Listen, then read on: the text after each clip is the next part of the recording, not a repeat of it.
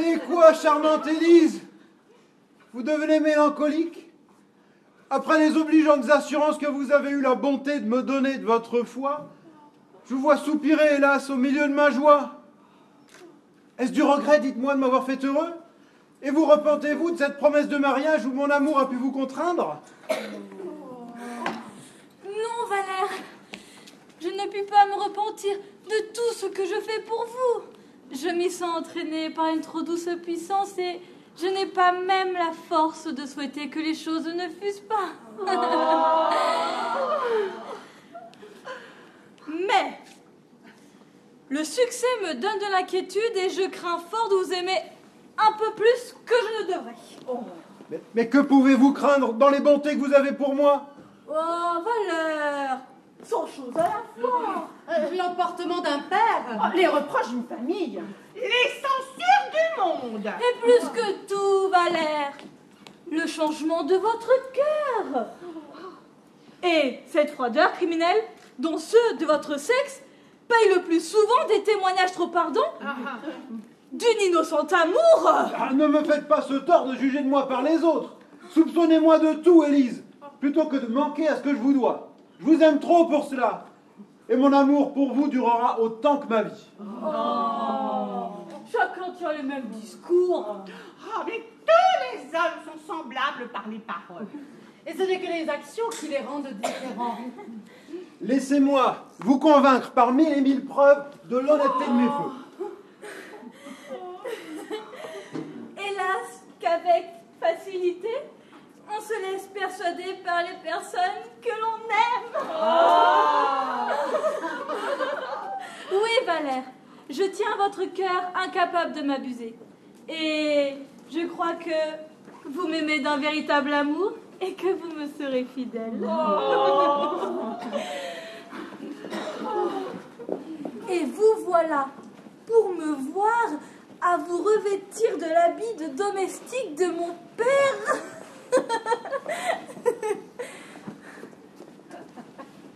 Mais pourquoi cette inquiétude? je ne pense pas que mon père entre dans mes sentiments. Ah, votre père, avec les excès de son avarice et la manière austère dont il vit avec ses enfants, pardonnez-moi si j'en parle ainsi devant vous. Mais si je puis, comme je l'espère, retrouver ma famille, nous n'aurons pas trop de mal à nous le rendre favorable. Ah non, non, non, Valère. Restez ici, je vous prie, et songez plutôt à bien vous mettre dans l'esprit de mon père. Vous voyez comme je m'y prends. Sous quel masque de sympathie et de rapport de sentiment je me déguise pour lui plaire? Et quel personnage je joue avec lui pour attirer sa confiance? Mais que ne tâchez-vous aussi à gagner l'appui de mon frère? On ne peut pas ménager l'un et l'autre. Mais vous, de votre côté, servez-vous de cette amitié qui est entre vous deux pour le jeter dans nos intérêts? Il vient. Je me retire. Prenez ce temps pour lui parler.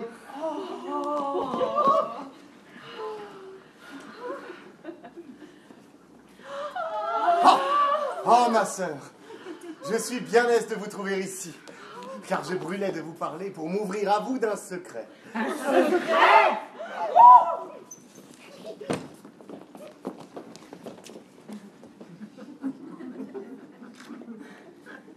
Me voilà prête à vous ouïr, mon frère. Qu'avez-vous à me dire? Oh, bien des choses. Enveloppé en un mot,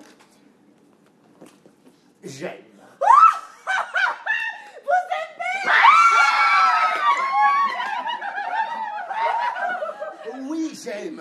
Mais avant que d'aller plus loin, je sais que je dépends d'un père, et que le nom de fils me soumet à ses volontés, que nous ne devons point engager notre foi sans le consentement de ceux dont nous tenons le jour. Je vous dis tout cela, ma sœur, afin que vous ne vous donniez pas la peine de me le dire, car enfin mon amour ne veut rien écouter.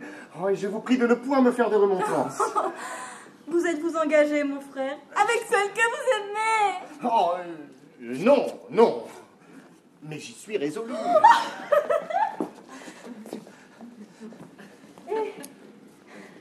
Mon frère, suis-je une si étrange personne? Mais non, ma sœur. Mais vous n'aimez pas. Vous ignorez la douce violence qu'un tendre amour fait sur nos cœurs. Et j'appréhende votre sagesse. Oh, ne parlons point de ma sagesse. Mais finissons votre affaire et me dites qui est celle que vous aimez. Oh, une jeune personne qui loge depuis peu en ces quartiers et qui semble être faite pour donner de l'amour à tous ceux qui la voient. Oh. Elle se nomme Marianne et vit sous la conduite d'une bonne femme de mère qui est presque toujours malade et pour qui cette aimable fille a des sentiments d'amitié qu'on n'imagine pas. Oh, ma sœur, oh, je voudrais que vous l'eussiez vue. Mais pour comprendre ce qu'elle est, il me suffit que vous l'aimiez. J'ai découvert sous main qu'elles ne sont pas fort riches. Figurez-vous, ma sœur, quelle joie ce peut être que de relever la fortune d'une personne qu'on aime. Oh, concevez quel déplaisir se met de voir que par l'avarice d'un père, je sois dans l'impuissance de goûter cette joie. Oh, mon frère, je conçois assez ce que doit être votre chagrin. Oh, ma sœur, il est bien plus grand qu'on ne peut croire. Car enfin, peut-on rien voir de plus cruel que cette rigoureuse épargne qu'on exerce sur nous, que cette sécheresse étrange où l'on nous fait languir, et que nous servira d'avoir du bien s'il ne nous vient que dans le temps où nous ne serons plus dans le bel âge d'en jouir. Oh, ma sœur, j'ai voulu vous parler pour m'aider à sonder notre père sur les sentiments où je me trouve. Et si je les trouve contraires, je suis résolu à aller en d'autres lieux avec cette aimable jeune fille, jouir de la fortune que le ciel voudra bien nous offrir. Je fais chercher partout, pour ce dessein, de l'argent à emprunter. Et, ma sœur, si vos affaires sont semblables aux miennes, et qu'il faille que notre père s'oppose à nos sentiments, nous le quitterons là tous deux. Et nous affranchirons de cette tyrannie où nous tient depuis si longtemps son avarice insupportable.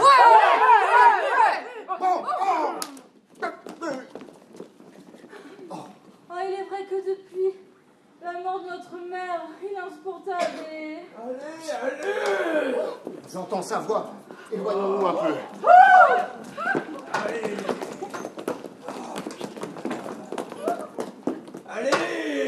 Allez, hors d'ici, qui vit de potence. Ah, et qu'on ne réplique pas. Oh, je n'ai jamais vu d'aussi méchant que ce maudit vieillard. Tu murmures entre tes dents. Pourquoi me chassez-vous? Ah, c'est bien à toi, Pandare, à me demander des raisons. Mais qu'est-ce que je vous ai fait? Tu m'as fait que je veux que tu sortes. Mon maître, votre fils, m'a donné ordre de l'attendre. Eh bien, va l'attendre dans la rue et ne sois pas dans la maison à observer tout ce qui se passe et à faire ton profit de tout. Je ne veux point avoir sans cesse devant moi un espion de mes affaires dont les yeux furettent de tous côtés pour voir s'il n'y a rien à voler. Et comment diable voulez-vous qu'on fasse pour vous voler? Êtes-vous un homme volable? Quand vous renfermez toutes les choses, et faites sentinelle jour et nuit? Oh, je veux renfermer ce que bon me semble et faire sentinelle comme il me plaît. Ah, je tremble qu'il m'ait soupçonné quelque chose dans mon argent. Ne serais-tu point homme à aller faire courir le bruit que j'ai chez moi de l'argent caché? Vous avez de l'argent caché. Mais non, coquin, je n'ai pas dit cela. J'enrage. Je demande si malicieusement tu n'irais pas faire courir le bruit que j'en ai. Que nous importe que vous en ayez ou que vous n'en ayez point. Si c'est pour nous la même chose. Tu fais le raisonneur. Sors d'ici encore une fois. Eh bien, je sors. Attends. Ne m'emportes-tu rien? Que vous emporterai-je? Viens ça que je vois. Montre-moi tes mains. Les voilà. Les autres. Les autres. Oui. Les voilà. N'as-tu rien mis ici dedans? Voyez ici vous-même. Oh, qu'un homme comme celui-là mériterait ce qu'il craint et que j'aurais de choix à le voler. Hein? Je dis que vous fouillez bien partout pour voir si je vous ai volé. Eh ben, c'est ce que je veux faire. Eh bien, la peste soit de l'avarice et des avaricieux. Comment? Mais qu'est-ce que tu dis? Ce que je dis? Oui, qu'est-ce que tu dis d'avarice et d'avaricieux? Je dis la peste soit de l'avarice et des avaricieux. Mais de qui parles-tu? Des avaricieux.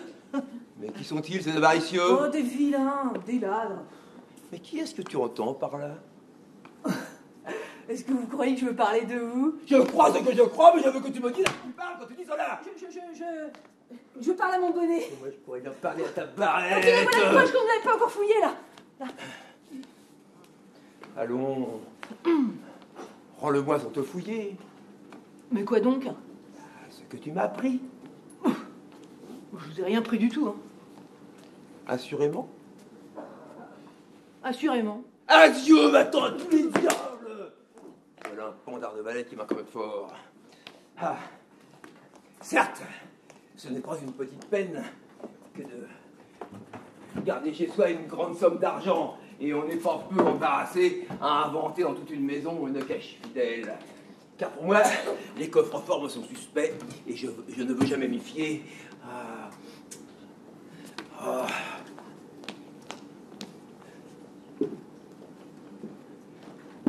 Cependant, je ne sais si j'aurais bien fait d'avoir enterré dans mon jardin 10 000 écus qu'on me rendit hier. 10 000 écus en or chez soi est une somme... Ciel, je me serais trahi moi-même. Et je crois avoir parlé haut en raisonnant tout seul. Qu'est-ce? Rien, mon père. Y a-t-il longtemps que vous êtes là? Nous ne venons que d'arriver. Et vous avez entendu? Quoi, mon père? Bah là... Quoi? Bah, ce que je viens de dire. Non. Ah, je vois bien que vous en avez ouï quelques mots. C'est que je m'entretenais en moi-même de la peine qu'il y a à trouver aujourd'hui de l'argent.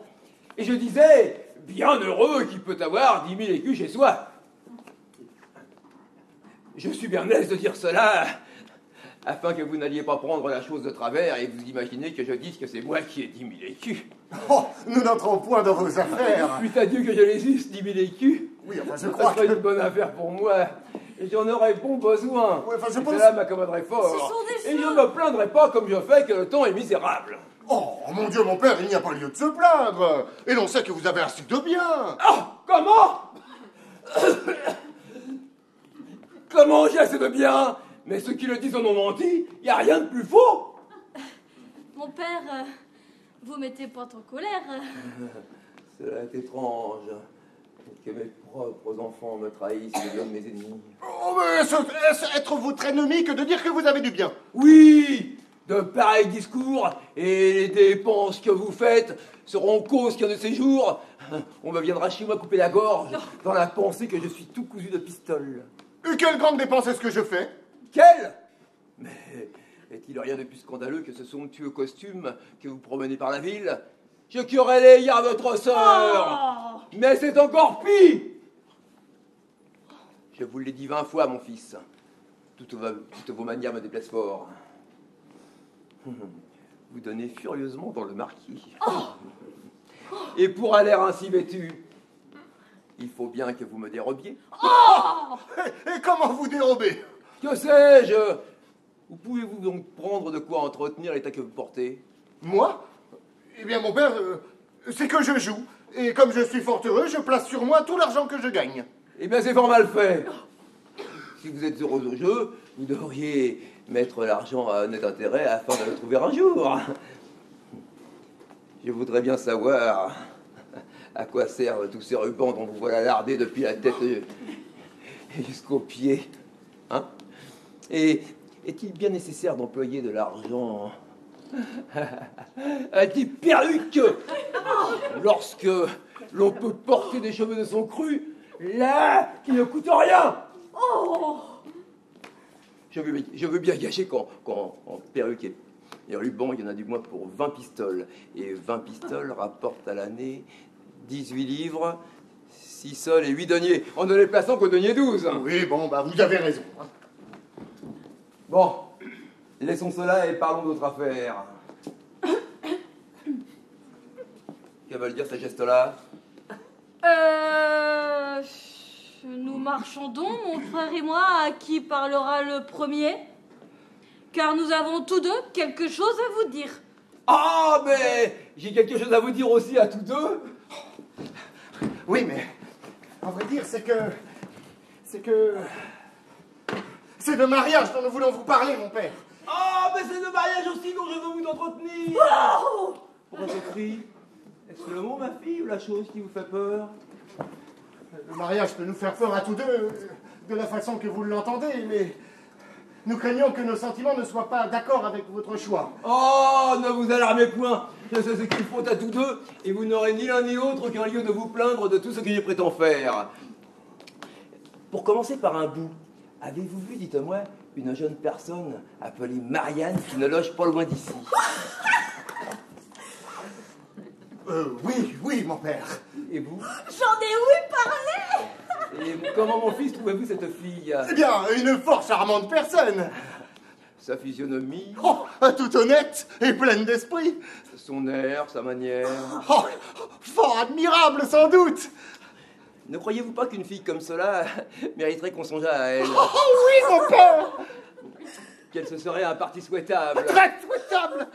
Qu'elle a toute la mine de faire un bon ménage? Oh, sans doute. Et qu'un mari aura satisfaction avec elle? Assurément. Il y a une petite difficulté. C'est que j'ai peur qu'avec elle, on n'y trouve pas tout le bien qu'on pourrait prétendre.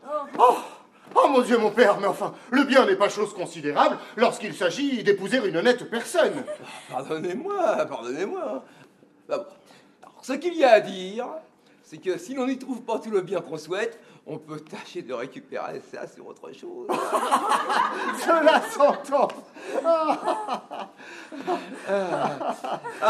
Eh bien, je suis bien aise de vous voir dans mes sentiments.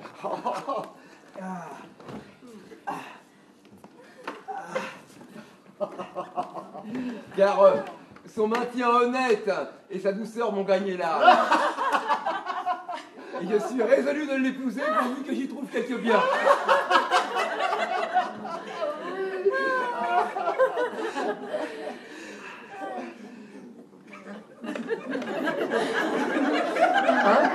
Quoi? Vous êtes résolu, dites-vous? D'épouser Marianne. Mais qui? Vous? Vous? Ah oui, moi. Qu'est-ce que veut dire cela? Oh, je suis pris tout à coup d'un éblouissement. Ah, je me retire d'ici. Allez boire dans la cuisine un grand verre d'eau claire. Oh, voilà de ces damoiseaux flouets qui n'ont pas plus de vigueur que des poules. Voilà, ma fille, ce que j'ai résolu pour moi. Quant à ton frère, je lui destine une certaine veuve dont ce matin on m'est venu parler. Et toi, je te donne au seigneur Anselme. Au seigneur Anselme? Oui, un homme mûr, prudent, sage, qui n'a pas plus de 50 ans, hein, et dont on vante les grands biens. Je suis très humble servante au seigneur Anselme, mais avec votre permission, je ne l'épouserai point. Ah, ben, je suis votre très humble valet, mais avec votre permission, vous l'épouserez. Et dès ce soir. Ah, dès ce soir. Dès ce soir. Eh ben, cela ne sera pas, mon père. Cela sera, ma fille. Non. Si. Non, vous dis-je. Si, vous dis-je. Je me tuerais plutôt que d'épouser un tel mari. Mais tu ne te tueras point, tu l'épouseras. Non, mais voyez quelle audace. A-t-on déjà vu une fille parler de la sorte à son père? A-t-on déjà vu un père marier sa fille de la sorte? Ah, voici Valère. Veux-tu qu'entre nous deux, nous le fassions juge de cette affaire? Oh, j'y consens. Te rendras-tu à son jugement? Ah, je passerai par tout ce qu'il dira. Ici, Valère. Je veux ce soir lui faire épouser un homme aussi riche que sage, et la coquine me dit au nez qu'elle se moque de le prendre. Que dis-tu de cela? Ce que j'en dis. Oui. Et Mais quoi? j'en dis que dans le fond, je suis de votre sentiment. Mais aussi n'a-t-elle pas tort tout à fait? Oh, mais le seigneur Anselme est un parti considérable. C'est un gentilhomme qui est noble, hein, fort, doux, posé, oh, auquel il ne reste aucun enfant de son premier mariage. Serait-elle mieux rencontrée? Cela est vrai, mais elle pourrait vous dire que c'est un peu précipiter les choses et qu'il faudrait au moins quelque temps pour voir si son inclination pourra s'accommoder. Mais c'est là une occasion qu'il faut prendre vite aux cheveux. J'y trouve là un avantage qu'ailleurs je ne trouverai pas. Il s'engage à la prendre sans dot. Sans dot. Ah, monsieur, je ne dis plus rien, voilà une raison tout à fait convaincante, il faut se rendre à cela. C'est pour moi une épargne considérable. Assurément, cela ne reçoit point de contradiction. Il est vrai que votre fille vous peut représenter que le mariage est une plus grande affaire qu'on ne peut croire. Et qu'il y va d'être heureux ou malheureux toute sa vie. Sans dot. Ah, vous avez raison, voilà qui décide tout, cela s'entend. Il y a des gens qui pourraient vous dire qu'en de telles occasions, l'inclination d'une fille est une chose pour laquelle on doit avoir de l'égard et que cette grande inégalité d'âge rend un mariage sujet à des accidents très fâcheux. Sans dot. Il est vrai. Ce n'est pas qu'il n'y ait quantité de pères qui préféreraient plutôt ménager la satisfaction de leur fille plutôt que l'argent qu'ils pourraient donner, qui ne les voudraient point sacrifier à l'intérêt et qui chercheraient plus que toute autre chose à mettre dans le mariage cette douce conformité. Sans dot. Il est vrai, cela ferme la bouche à tout, sans dot, le moyen de résister à une raison comme celle-là. Ah, il me semble que j'entends des chiens aboyer. Ne serait-il point qu'on en voudra mon argent? Ne bougez pas, je reviens tout à l'heure. Vous moquez-vous, Valère, de parler à mon père de la sorte? C'est pour ne point l'aigrir, pour en venir mieux à bout. Heurter de front ses sentiments est le moyen de tout gâter. Faites semblant de consentir à ce qu'il demande. Vous en viendrez mieux à vos fins. Ce mariage, Valère! On cherchera des biais pour le rompre. Mais quelle invention trouver s'il se doit conclure ce soir? Il faut demander un délai, feindre quelques maladies. La fuite nous peut mettre à couvert de tout.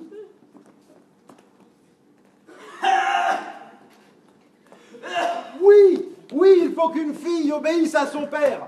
Il ne faut point qu'elle regarde comme un mari est fait. Et lorsque la grande raison de sans dot s'y rencontre, il faut qu'elle soit prête à prendre tout ce qu'on lui donnera. Oh, bon, voilà bien parlé cela. Ah, monsieur, je vous demande pardon si je m'emporte un peu et prends la hardiesse de lui parler comme je fais. Mais non, j'en suis ravi. Et je veux que tu prennes sur elle un pouvoir absolu. Et toi, j'entends que tu fasses tout ce qu'il te dira. Je m'en vais la suivre pour lui poursuivre les leçons que je lui faisais. Ah, tu m'obligeras. Certes, il faut Il que... est bon de lui tenir un peu la bride haute. Oui, il est vrai. Mais tu... Je crois que j'en viendrai à bout. Merci. Bien, fait. Oh, le brave garçon. Heureux qui peut avoir un domestique de la sorte.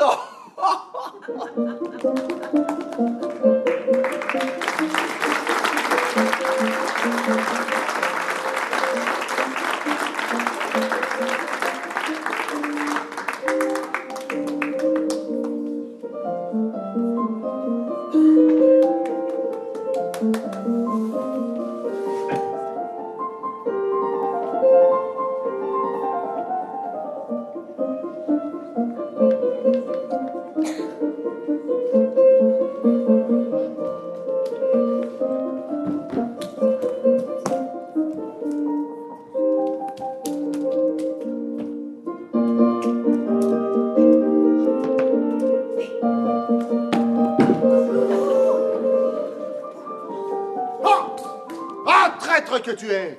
Mais où t'es-tu donc allé fourrer? Ne t'avais-je pas donné ordre? Oui, monsieur, mais... Oh, je m'étais rendu ici pour vous attendre de pied ferme. Et monsieur, votre père... Ah, bon. Et comment va notre affaire? Le temps presse plus que jamais. Et depuis que je ne t'ai vu, j'ai découvert que mon père est mon rival.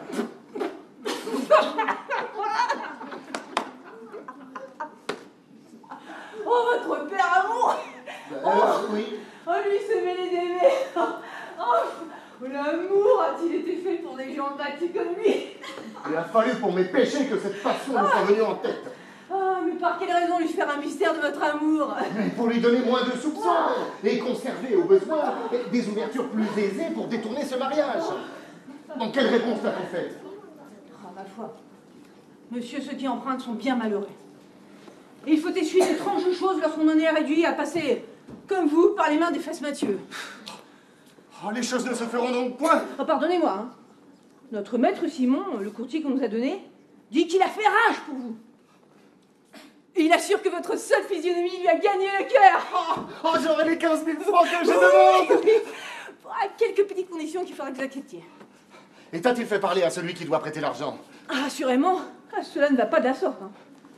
Il apporte autant de soins à se cacher que vous. On ne veut point du tout dire son nom. Ah. Voici un mémoire qui nous a été dicté pour vous être montré avant que Dieu n'ait rien fait. Allez.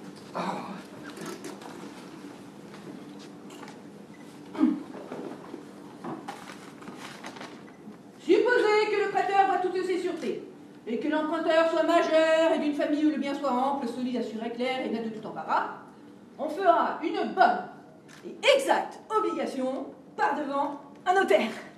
Il n'y a rien à dire à cela.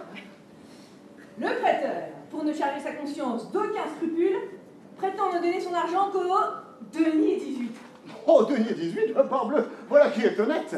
Il n'y a pas lieu de se plaindre. Oui, c'est vrai. Mais comme le dit prêteur n'a pas chez lui la somme dont il est question, et que pour faire plaisir à l'emprunteur, il contraint lui-même de l'emprunter d'un autre sur le pied du denier.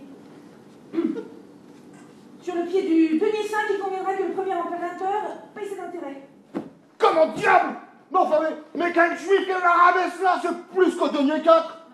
Oui, cela est vrai. Enfin, c'est ce que j'ai dit. Hein. Vous aurez à voir là-dessus. Hein. Oh, et que veux-tu que je voie? J'ai besoin d'argent, il faut bien que je consente à tout. Il reste un petit article. Il y a encore quelque chose? Oui, voilà. Des 15 000 francs qu'on demande. Le prêteur ne pourra compter en argent que 12 000 livres. Et pour les 3 000 livres restants, il conviendra que l'emprunteur prenne les hardes, nippes et bijoux dont s'ensuit le mémoire. Que veut dire cela? Bah, écoutez le mémoire. Hein. Premièrement, un lit de 4 pieds à bande de points de Hongrie. Oui, monsieur. C'est un jeune homme qui a besoin d'argent. Ses affaires le pressent d'en trouver. Et il en passera par tout ce que vous leur voudrez. Et que veut-il que je fasse de cela? Bah, attendez. Plus une grande table de bois de noyer à 12 colonnes ou piliers tournés qui se tirent par les deux bouts. Mais croyez-vous, maître Simon, qu'il n'y a rien à risquer? Hein? Et que savez-vous du nom des biens de la famille de celui pour qui vous parlez? J'en rage. Doucement. Plus un trou madame et un damier avec un jeu de loi au milieu des Grecs, fort propre à passer le temps lorsqu'on n'a que faire. Voilà. Plus une peau d'un lézard. Non, monsieur. Je n'en sais pas davantage. Je ne puis vous en dire davantage. Tout ce que je saurais vous dire, c'est que sa famille est fort riche. Par contre, vous serez éclairci en tout point par lui-même. Et son homme m'a assuré que vous serez content. Il n'a plus de femme, déjà. Et il s'obligera, si vous le voulez, à ce que son père mourra avant qu'il soit 8 mois. Oh! A-t-on jamais parlé d'une usure pareille? Et n'est-il pas assez content du furieux intérêt qu'il exige, sans m'obliger encore à prendre les vieux rogatons qu'il amasse? Je n'aurai pas 200 écus de tout. Il me tient, le CRA. Je vous vois, monsieur, ne vous en déplaise. Dans ce grand chemin, justement, que tenait Panurge pour se ruiner. Prenons l'argent d'avance, achetant cher, vendant à bon marché et mangeant son blé en herbe. Que veux-tu que ça me fasse? Voilà où en sont réduits les jeunes gens par la maudite avarice des pères. Et l'on s'étonne après cela que les fils veuillent qu'ils meurent. Bon, donne-moi ce mémoire, là, que je le vois encore. La charité, maître Simon, nous oblige à faire plaisir aux gens. Lorsque nous pouvons. 60 ans. Que veut dire cela? Notre maître Simon qui parle à votre père? Quoi, mais lui aurait-on appris qui je suis? Ah ah! Vous êtes bien pressé. Qui vous a dit que c'était séant? Oh, ce n'est pas moi, monsieur, qui l'aurait découvert votre nom et votre logis. Comment? Monsieur est la personne qui veut vous emprunter les 15 000 livres dont je vous ai parlé. Comment? Pandard? Ah, Comment mon père? oh, c'est toi! C'est toi qui te veux ruiner par des emprunts si condamnables! Mais c'est vous qui voulez vous enrichir par des usures si criminelles? Ah, mais n'as-tu point de honte, dis-moi! Autant venir à des débauches pareilles et de te précipiter dans des défenses effroyables! Allez-vous, là! Et de faire honteuse dissipation des biens que tes parents t'ont amassés avec tant de chair! Et vous, ne rougissez-vous point de sacrifier gloire et réputation aux désirs insatiables d'entasser écu après écu et de renchérir en fait d'intérêt sur les plus infâmes subtilités que jamais inventées les plus célèbres susurrés? Ôte-toi de mes yeux, coquin, ôte-toi des yeux! Et qui est plus criminel? Ou celui qui achète un argent dont il a besoin? Ou celui qui vole un argent dont il n'a que faire? Retire-toi de ma vue et ne m'échauffe pas les oreilles!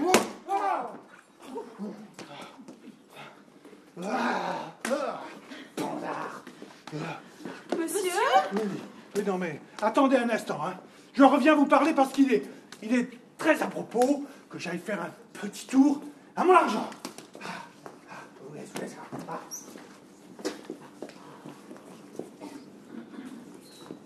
Il faut bien qu'il y ait un ample magasin de hardes, car nous n'avons rien reconnu aux mémoires que nous avons. Hé! Mon pauvre la flèche! Mais d'où vient cette rencontre? Hé, les Frosines! Ouais, qu'est-ce que vous venez faire par ici? Ah, mais c'est que nous faisons partout ailleurs. Nous entremettre d'affaires, nous rendre serviables aux gens et profiter du mieux qu'il nous est possible des petits talents que nous puissions avoir. Tu sais que dans ce monde, il faut vivre d'adresse et qu'aux personnes comme nous, le ciel n'a donné trop rente que l'intrigue et l'industrie. Avez-vous quelques négoces avec le patron du logis? Ah oui, nous traitons pour lui quelques petites affaires dont nous espérons une récompense. De lui? Bah ouais. Oh ma foi, les Frosines! Et vous êtes bien fines, hein, si vous arrivez à en tirer quelque chose. Il y a des talents qui touchent merveilleusement. Le seigneur Harpagon est de tous les humains, l'humain le moins humain, le mortel de tous les mortels, le plus dur et le plus serré. Il n'est point de reconnaissance de service qui lui pousse sa reconnaissance jusqu'à lui faire ouvrir les mains. De l'amitié, de l'estime, de la bienveillance en parole, tout ce qui vous plaira. Mais de l'argent, point d'affaire. Et donner est un mot pour lequel il a tant d'aversion qu'il ne dit jamais... Tiens, qu'il ne dit jamais « je vous donne », mais je vous prête le bonjour. Oh, mais mon Dieu, mais nous savons l'art de traire les hommes. Nous avons le secret de nous ouvrir leur cœur, de châtier leur tendresse. Et de trouver les endroits par où ils sont sensibles. Oh, bagatelle, ici! Je vous défie d'attendrir du côté de l'argent l'homme dont il est question. En un mot, il aime l'argent plus que honneur, vertu et réputation. Et que la vue d'un demandeur lui donne des convulsions. J'entends qu'il revient, je me retire.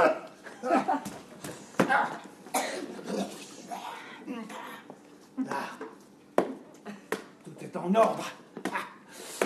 Eh bien, qu'est-ce, les Frosines? Hein? Ah, mon Dieu! Que vous vous portez bien! Que vous avez un vrai visage de santé! Jamais nous ne vous vîmes un teint si frais, si gaillard! Tout de bon, tout de bon. Comment? Mais vous n'avez jamais été aussi jeune que vous l'êtes. Et nous savons des gens de 25 ans bien plus vieux que vous, hein? Ah, cependant, les Frosines, j'en ai 60 et bien compté. Qu'est-ce que cela, 60 ans? C'est la fleur de l'âge, cela. Et vous entrez maintenant dans la belle belle saison de l'homme. Il est vrai. Mais 20 années de moins, pourtant, ne me feraient point de mal à ce que je crois. Vous moquez-vous. Vous êtes une pâte à vivre jusqu'à vos 100 ans. Tu le crois? Oh, assurément. Hein? Montrez-moi votre main.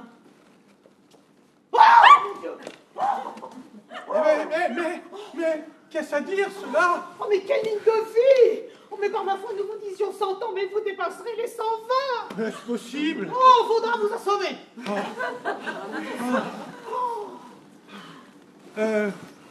Comment va notre affaire? Oh, faut-il le demander? Nous avons, surtout pour les mariages, un talent merveilleux. Et comme nous avons commerce chez elle, nous les avons l'une et l'autre à fond entretenues de vous. Et nous avons dit à la mère le dessein qu'elle avait conçu, que vous aviez conçu pour conquérir Marianne, voir passer par la fenêtre, prendre l'air. Et qui a fait réponse? Elle a reçu la proposition avec joie. Ah, c'est que je suis les Frosines, obligé de donner ce soir à souper au seigneur en scène. Et je serai fort aise qu'elle soit du régal. Vous avez raison. Oui, elle doit rendre visite à votre fille après dîner, d'où elle prend son compte d'aller faire un tour à la foire, pour ensuite venir au souper. Eh bien, elles iront dans mon carrosse, que je leur prêterai.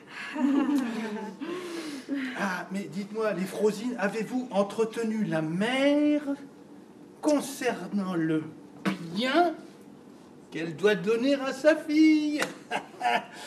Car encore l'épouse n'ont pas une fille sans qu'elle apporte un petit quelque chose.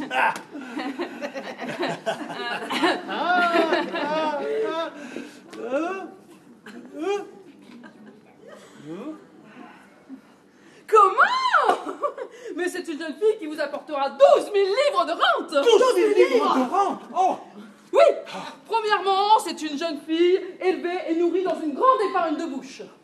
C'est une jeune fille habituée à vivre de salade, de pommes, de lait et de fromage. Et cela va tous les ans pour le moins à 3 000 livres. Ah. Outre cela, elle n'est curieuse que d'une propreté fort simple. Elle n'aime point les superbes habits, ni les riches bijoux, ni les meubles somptueux, où donne ses pareils avec tant de chaleur. Et cet article-là vaut bien 4 000 livres par an. De plus, elle a une aversion horrible pour le jeu. Ce qui n'est pas commun aux femmes d'aujourd'hui. Hein. Et nous en savons une qui a perdu plus de 20 000 livres cette année. Mais n'en prenons rien que le quart. 5 000 livres par an au jeu, plus 4 000 livres en habits et en bijoux, cela fait 9 000 livres. Et mettons 3 000 livres en nourriture, eh bien ne voilà-t-il pas là bien compter vos 12 000 livres par an? Ouais. Tout ça n'est pas mal, hein? Mais ce compte-là n'a rien de réel. Comment? Mais c'est une raillerie de N'est-ce vouloir pas me réel? faire constituer sa dot de toutes les dépenses qu'elle ne fera pas. Ah, faudra voir cela, hein.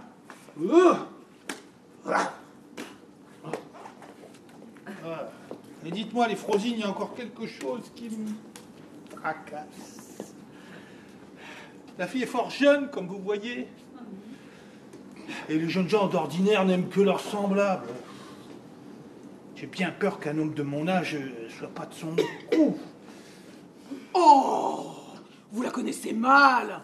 Elle a une aversion épouvantable pour les jeunes gens. Elle n'a d'amour que pour les vieillards. Hein? Oh oui. Oh, nous voudrions que vous l'eussiez entendu parler là-dessus. Elle ne peut souffrir du tout la vue d'un jeune homme. Oh. Les plus vieux sont pour elle les plus charmants. Et nous vous avertissons de n'allez pas vous faire plus jeune que vous êtes. Elle veut tout au moins qu'on soit sexagénaire. Et qu'il n'y a pas 4 mois encore, qu'étant prête d'être mariée, elle rompit tout net le mariage, sur ce que son amant fit voir qu'il n'avait que 56 ans et qu'il ne prit point de lunettes pour signer le contrat. Oh, oh, sur cela seulement? Oui! Oh, mais c'est admirable! Ah, ben, il est vrai, les Frosines, que si j'avais été femme, eh ben, je n'eusse point aimé les jeunes gens. Hein. Oh, bah, je crois bien. Ce sont de beaux morveux, de beaux godelureaux pour donner envie de leur peau. J'aimerais bien savoir quel ragoût il y a en eux. Ouais, je sais pas pourquoi il y a tant de femmes sur Terre qui les aiment tant.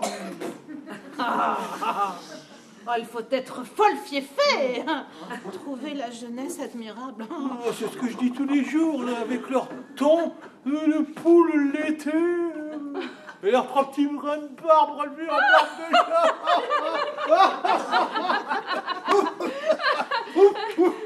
de Hey! Mais voilà un homme, cela. Et c'est ainsi qu'il faut être fait et vêtu pour donner de l'amour. Vous me trouvez beau? Oh, comment? Oh, mais vous êtes à ravir. Et votre figure... Oh, votre figure est à peindre. Tournez-vous un peu, s'il vous plaît. Oh. Oh, il ne se peut pas mieux que nous vous voyons marcher. Oh.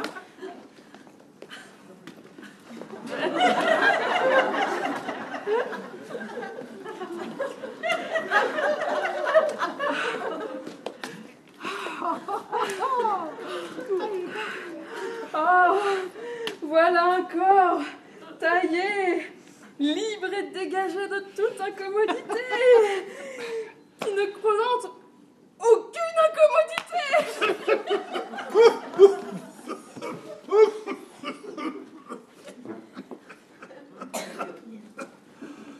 Je n'en ai pas de grande, Dieu merci. À part ma fluxion, qui me gêne de temps en temps. Oh, cela n'est rien. Votre fluxion ne vous sied point mal. Et vous avez grâce à tous ces...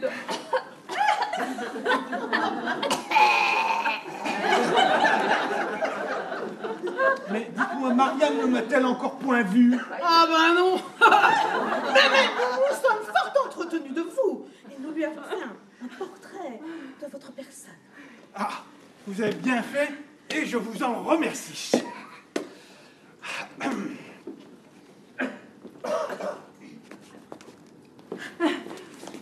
Monsieur, nous aurions une petite prière à vous faire. Nous avons un procès que nous sommes sur le point de perdre. Oh, faute d'un peu d'argent. Et vous pourriez facilement nous procurer le gain de ce procès si vous aviez quelque bonté pour nous. Oh, vous ne sauriez croire le plaisir qu'elle aura de vous voir. Oh, que vous lui plairez. Et que cette fraise à l'antique aura sur son esprit un effet admirable.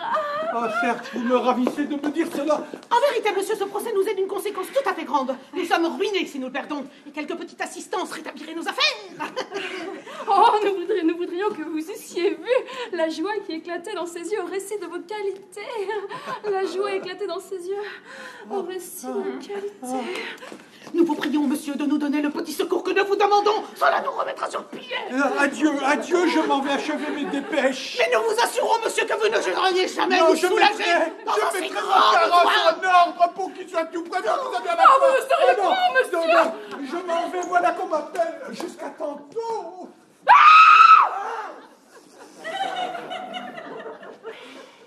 Chien de vilain de tous les diables.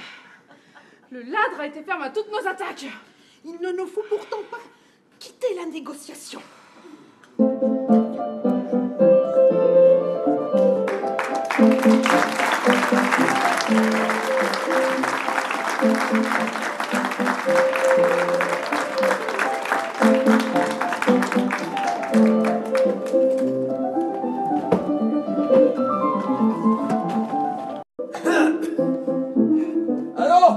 Connaissez à tous que je distribue mes ordres pour tantôt et règle à chacun son emploi.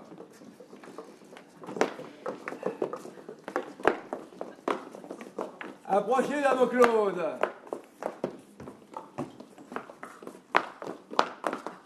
Voilà les armes à la main. Je vous commets au soin de nettoyer partout. Mais prenez garde de ne point frotter les meubles trop fort de peur de les user. Hein? Outre cela, je vous constitue au gouvernement des bouteilles. Mais s'il s'en écarte quelqu'une et qu'il se casse quelque chose, je m'en prendrai à vous et le rabattrai sur vos gages. Châtiment politique. Allez. Vous, brin d'avoine, et vous, la merluche, je vous établis dans la charge de rincer les verres et de donner à boire, mais seulement lorsque l'on aura soif, et non pas selon la coutume de certains impertinents de laquais qui viennent provoquer les gens et les faire aviser de boire lorsque l'on n'y songe pas. Mais quitterons-nous de ces conilles, monsieur? Ben oui, lorsque vous verrez venir les personnes, mais gardez-vous de gâter vos habits. Mais, monsieur, vous savez bien qu'un des devants de mon pourpoint est couvert d'une grande tache de l'huile de la lampe. Et moi, monsieur, que j'ai mon haut de chausse tout troué par derrière, et que l'on me voit révérence parler. Rangez cela adroitement du côté de la muraille et présentez toujours le devant au monde. Et vous, mettez votre chapeau ici lorsque vous servirez. Vous, ma fille, vous aurez l'œil sur ce que l'on desservira et prendrez garde qu'il ne s'en fasse aucun dégât. Cela sied bien aux filles. Cependant, préparez-vous à bien recevoir ma maîtresse qui vous doit venir visiter pour vous conduire à la foire. Bon, entendez-vous ce que je vous dis? Oui, mon père. Et vous, mon fils, le damoiseau, à qui j'ai la bonté de pardonner l'histoire de tantôt, ne vous allez pas aviser non plus de lui faire un mauvais visage. Oh, moi, mon père, mauvais visage. Et par quelle raison? Mon Dieu, nous savons le train des enfants dont les pères se remarient, et de quel œil ils ont coutume de regarder ce qu'on appelle belle-mère. Mais si vous souhaitez que je perde le souvenir de votre dernière Froden, je vous recommande surtout de régaler d'un bon visage cette personne-là. Je vous promets de vous obéir ponctuellement sur ce chapitre. Vous ferez sagement. Valère, tu m'aideras à ceci.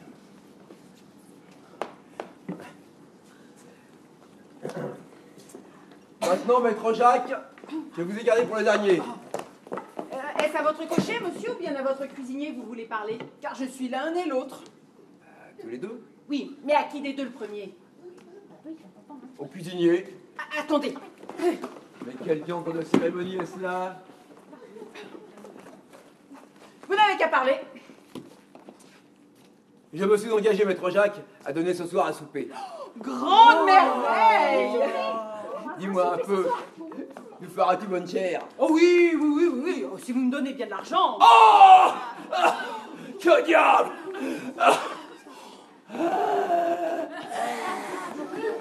Il semble qu'il n'ait que ça à dire. De l'argent, de l'argent, de l'argent! Je n'ai jamais vu de réponse aussi impertinente que celle-là.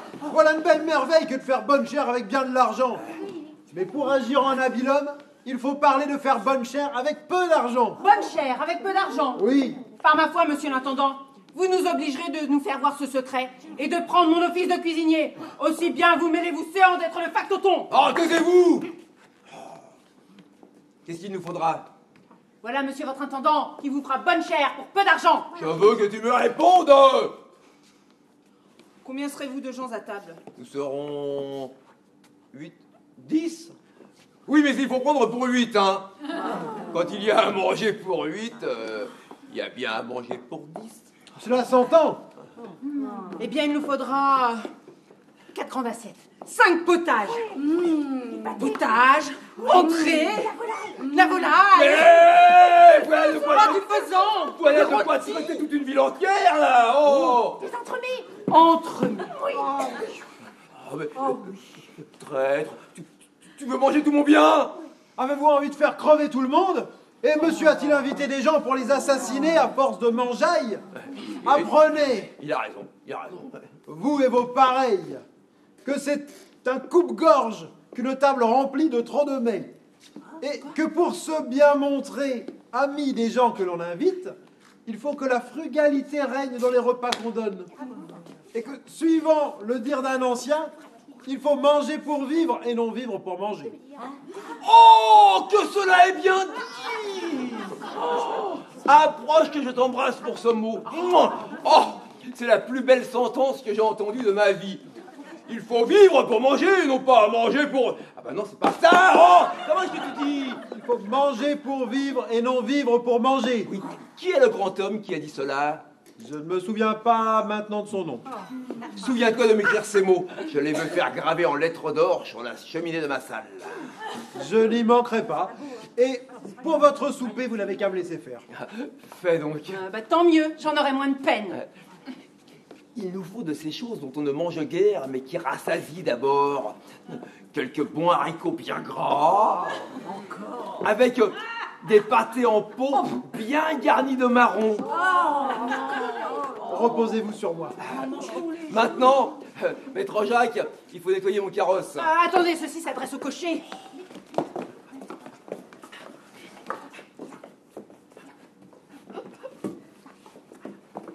Vous dites? Qu'il faut nettoyer mon carrosse et tenir mes chevaux tout près. Vos chevaux, monsieur? Hélas, ils ne sont point du tout en état de marcher. Je ne dirais point qu'ils sont sur la litière, les pauvres bêtes n'en ont point, et ce serait fort mal parlé. Mais vous leur faites observer des jeunes si austères que ce ne sont plus rien que des idées, des fantômes, des façons de chevaux. Mais ils sont bien malades, ils ne font rien. Et pour ne rien faire, est-ce qu'il ne faut rien manger? Il leur vaudrait bien mieux, les pauvres bêtes, de travailler beaucoup et de manger d'eux-mêmes. Cela me fend le cœur de les voir ainsi exténués, car j'ai une tendresse pour mes chevaux. Je m'ôte tous les jours pour eux des choses de la bouche. Et c'est être, monsieur, d'un naturel trop dur que de n'avoir nulle pitié de son prochain. Eh, le travail ne sera pas grand que d'aller jusqu'à la foire. Non, monsieur, je ferai conscience de leur donner des coups de fouet dans l'état où ils sont. Monsieur, j'obligerai le voisin, le Picard, de se charger de les mener. Soit, j'aime encore mieux qu'il meure sous la main d'un autre que sous la mienne. Monsieur Maître Jacques fait bien le raisonnable. Monsieur l'intendant fait bien le nécessaire. Paix! Oh! Monsieur, je ne saurais souffrir les flatteurs. Et je vois que ce qu'il en fait, que son contrôle perpétuel sur le pain et le vin, le bois, le sel et la chandelle ne sont rien que pour vous gratter, pour vous faire sa cour. Oh, j'enrage de cela. Et je suis fâchée tous les jours d'entendre ce que l'on dit de vous. Car après mes chevaux, vous êtes la personne que j'aime le plus. Pourrais-je savoir de vous, maître Jacques, ce que l'on dit de moi? Oui, si j'étais assurée que cela ne vous fâchât point. Mais non, aucunement! Pardonnez-moi, mais je sais fort bien que je vous fâcherais de vous dire la vérité. Mais non, pas du tout, au contraire! Ce serait me faire plaisir! Oh, je suis bien aise de savoir comment on parle de moi. Bon, puisque vous le voulez, je vous dirai qu'on se moque partout de vous.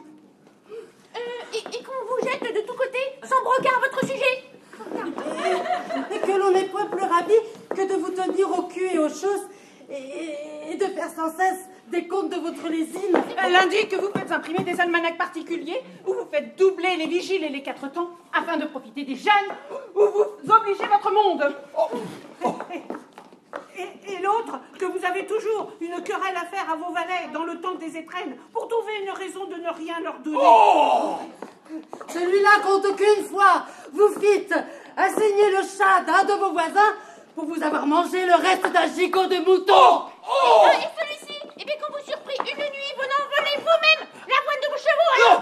Et que votre cocher, là, qui était celui d'avant moi, vous donna dans l'obscurité je ne sais combien de coups de bâton. Oh! Vous ne rien dire. Non! On ne saurait aller nulle part sans que l'on vous entende accommoder de toutes pièces. Non! Vous êtes la fable et la risée de tout le monde. On ne parle de vous que sous le nom d'avare. Et de ladre, hein. Oh! De vilain et de face Mathieu. Oh! Il y a des sons, des marauds, des coquins, des impudents! Ah! Eh bien, ne l'avais-je pas deviné? Vous ne m'avez pas voulu croire. Je vous l'avais bien dit que je vous fâcherais de vous dire la vérité. Apprenez à parler! À ce que je puis voir, Maître Jacques, on paye mal votre franchise? Eh, morbleu, monsieur le nouveau venu, ce n'est pas votre affaire, hein. Oh, doucement, Maître Jacques, ne vous fâchez pas. Oh, il fait doux, hein. Mais savez-vous bien, monsieur le rieur, que je ne ris point, et que si vous continuez à m'échauffer la tête, je vous ferai rire d'une autre sorte. Doucement. Comment doucement? De grâce. Vous êtes un impertinent. Monsieur Maître Jacques. Il n'y a point de monsieur Maître Jacques pour un double. Oh, si je prends un bâton, je vous Comment rosserai ça, de un portance. bâton? Ah, mais je ne parle pas de cela. Apprenez, monsieur le Fat, que je suis homme à vous rosser N'en moi-même. doute pas. Que vous n'êtes qu'un faquin de cuisinier. Je le sais bien. Ah, vous me roncerez, dites-vous. Oh, mais je le disais en raillant. Eh bien, vos railleries ne m'amusent point.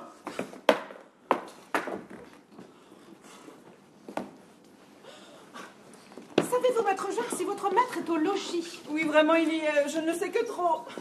Bah, dites-lui, je vous prie, que nous sommes ici.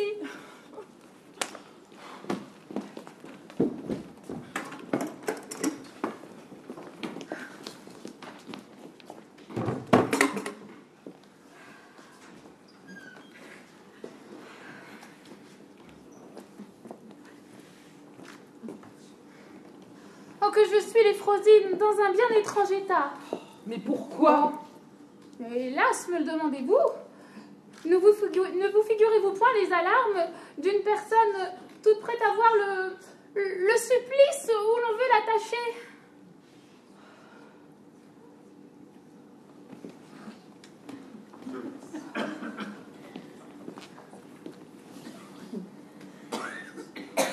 Il est vrai que, pour mourir agréablement, Harpagon n'est pas le supplice que vous voudriez embrasser.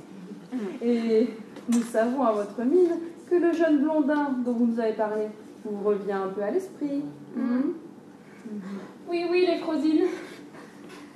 C'est une chose dont je ne veux me défendre. Et les visites respectueuses qu'il a rendues chez nous ont fait, je vous l'avoue, quelque effet dans mon âme.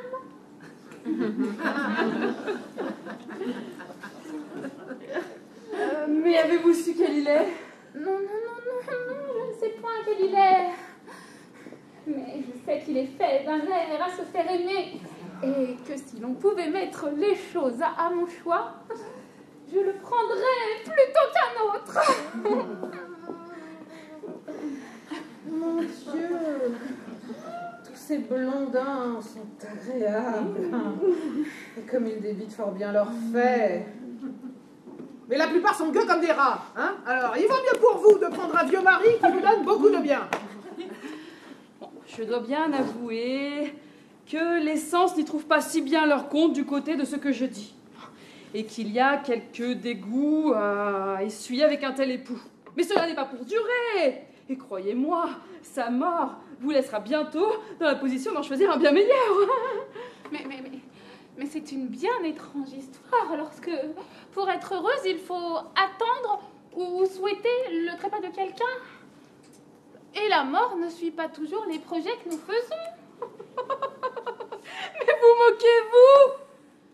Vous ne l'épousez qu'aux conditions qui vous laissent bientôt veuve.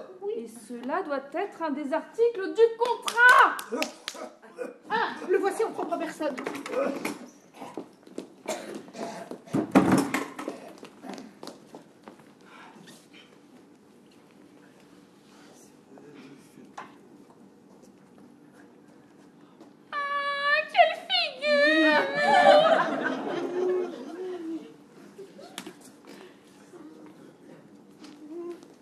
Ne vous étonnez pas, la belle, si je viens à vous avec des lunettes. Mais enfin, c'est avec des lunettes qu'on observe les astres. Et je maintiens et garantis que vous êtes un astre. Mais un astre, mais le plus bel astre qui soit au pays des astres.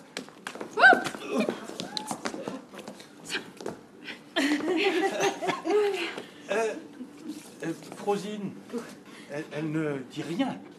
Ah, c'est qu'elle est toute surprise, hein. Voici ma fille qui vient vous saluer.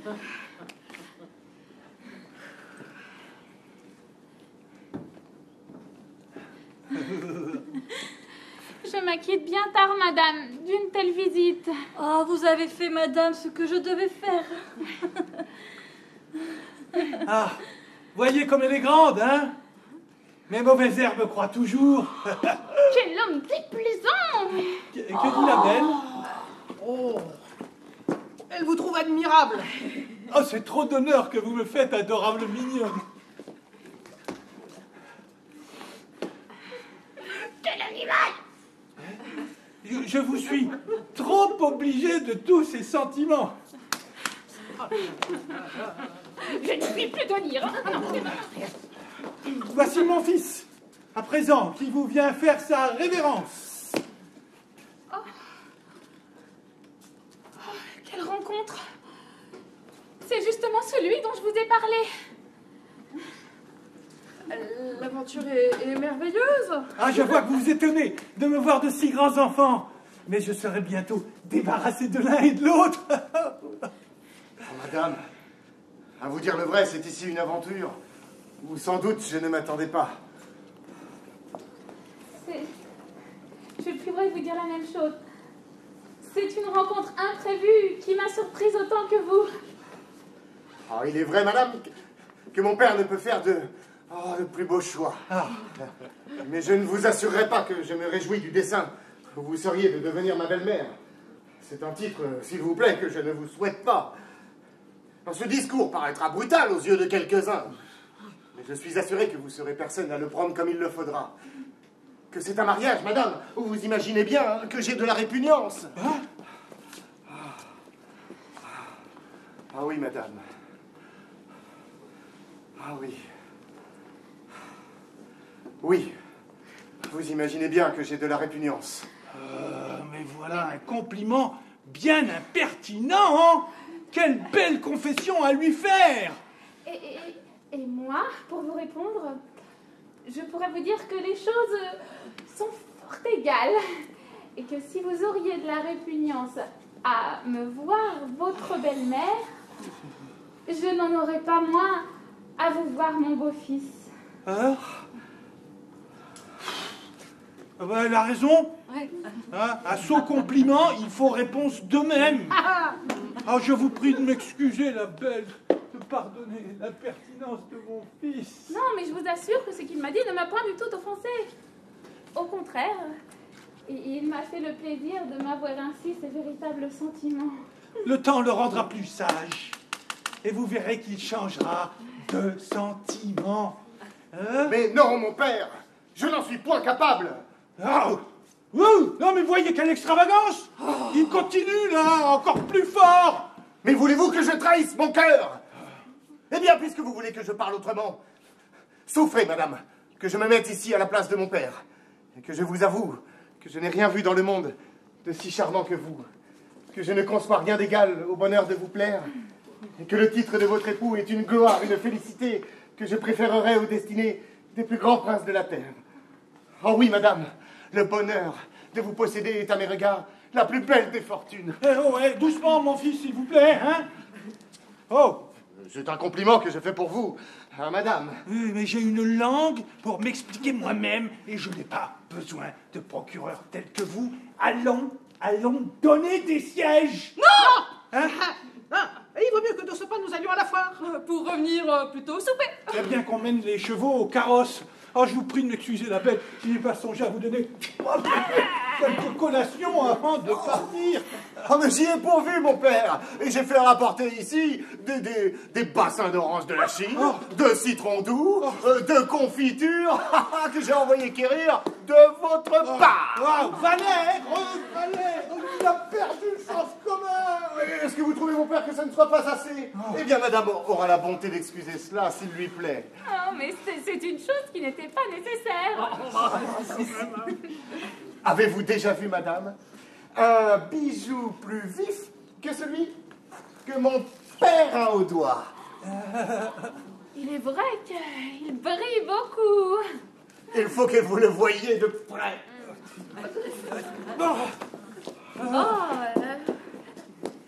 Il est fort beau. Non, nenni, madame, il est dans de trop belles mains. C'est un présent que mon père vous a fait. Hein? Moi? N'est-il pas vrai, mon père, que vous voulez que madame le garde pour l'amour de vous? Mais comment? Il me fait signe de vous le faire accepter. Bourreau que tu es! Mon Dieu, mon père, mais je fais ce que je puis pour lui faire accepter, mais elle est obstinée. Pas de cause, madame, que mon père me querelle. Le coquin! Mais vous le ferez tomber malade. De grâce, madame, ne résistez point davantage. Ah, mon Dieu, gardez la bague, puisque monsieur le veut. Hein? Monsieur, il y a une personne qui veut vous parler. Ouais, ben dis-lui que je suis empêché là et qu'il revienne plus tard, hein. Et il dit qu'il vous apporte de l'argent.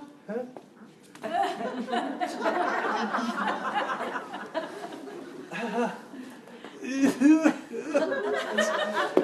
vous demande pardon.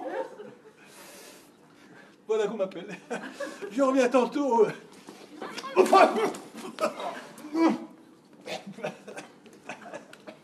Monsieur! Monsieur! Oh, monsieur!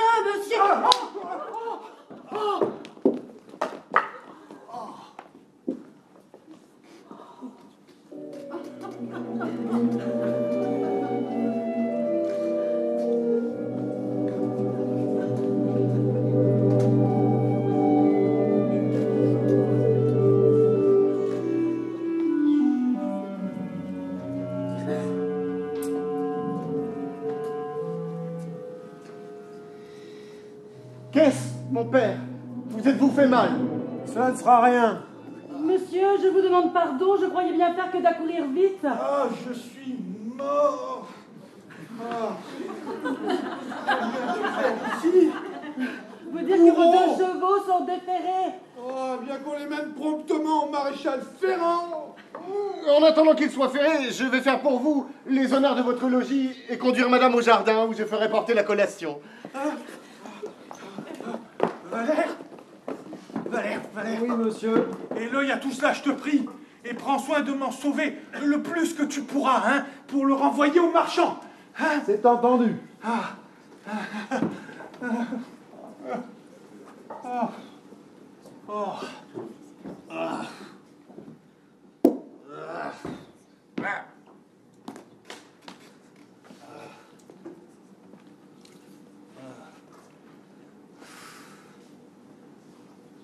Oh, fils impertinent, hein.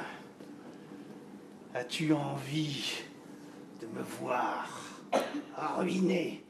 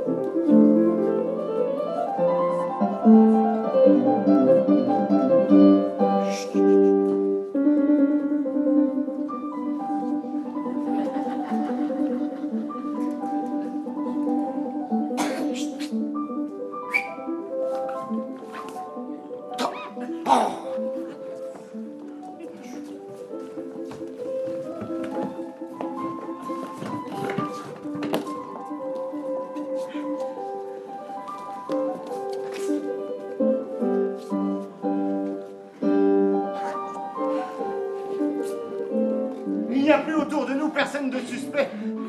Et nous pouvons parler librement. Oui, madame.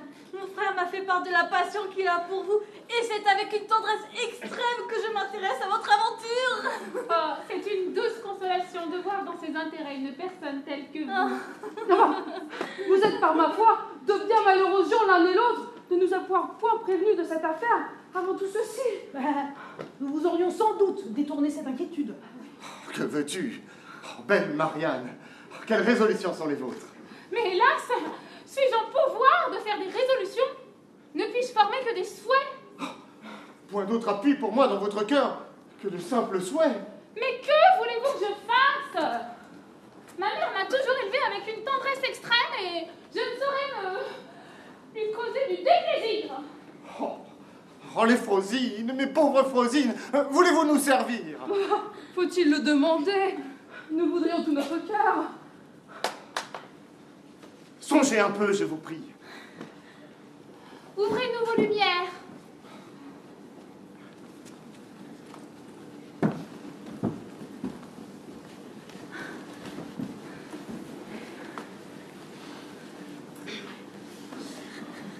Pour votre mère, elle n'est pas tout à fait déraisonnable. Et peut-être pourrait-on la gagner et la résoudre à transporter au fils le don qu'elle veut faire au père. Mais le mal que nous y trouvons, c'est que votre père... Bah, et votre père, quoi? Eh oui, cela s'entend. Non, mais enfin, nous voulons dire qu'il conservera du dépit. Il faudrait, pour bien faire, que le refus vînt de lui-même. Et par quelques moyens, tâchez de le dégoûter de votre personne. Oui, vous avez raison.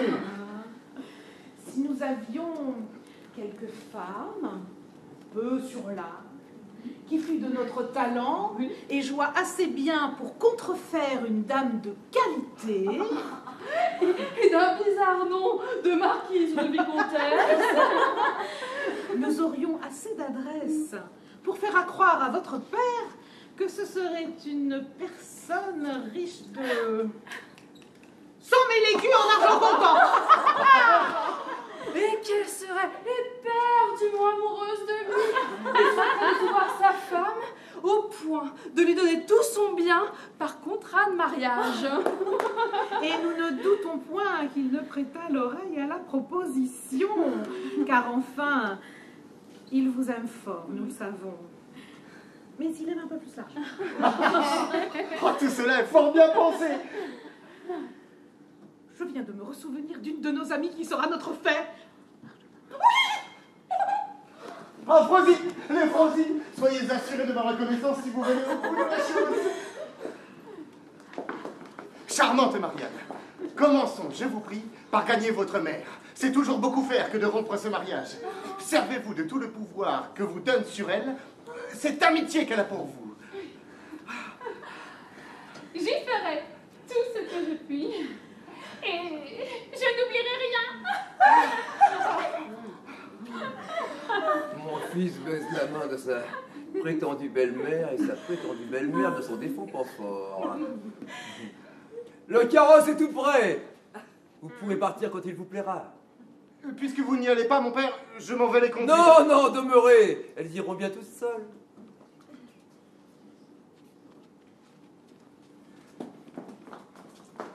Oh ça, mon fils. Intérêt de belle-mère à part. Que te semble à toi cette personne? Ce qui m'en semble? Oui, de son air, de sa taille, de sa beauté, de son esprit. Là. Mais encore. À vous en parler franchement, je ne l'ai pas trouvé ici ce que je l'aurais cru. Son air est de France coquette, sa taille est assez gauche, sa beauté très médiocre, et son esprit des plus communs. Bah, tu lui disais tantôt pourtant... Oh, je lui disais quelques douceurs en votre nom, mais c'était pour vous faire plaisir. Si bien donc que tu n'aurais pas d'inclination pour elle? Moi? Oh, point du tout. Ah, mais j'en suis fâché. Cela rompt une pensée qui m'était venue dans l'esprit. En la voyant ici, j'ai fait réflexion sur mon âge, et j'ai songé qu'on pourra trouver à redire de me voir marié à une si jeune personne. Cette considération m'en faisait quitter le dessein. Mais comme je l'ai fait demander et que je suis pour elle engagé de parole, je te l'aurais donné. À moi? À toi? En mariage? En mariage?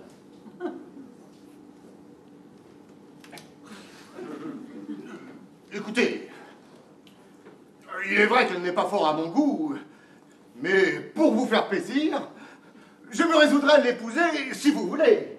Non, je ne veux point forcer ton inclination. Je vous demande pardon, je ferai cet effort pour l'amour de vous. Non, du côté de l'homme, il ne faut point risquer l'affaire. Ce sont des suites fâcheuses où je n'ai garde de me commettre. Si tu avais senti quelque inclination pour elle, à la bonne heure, je te l'aurais fait épouser au lieu de moi. Mais ceci n'étant pas, je suivrai mon premier dessein et l'épouserai moi-même.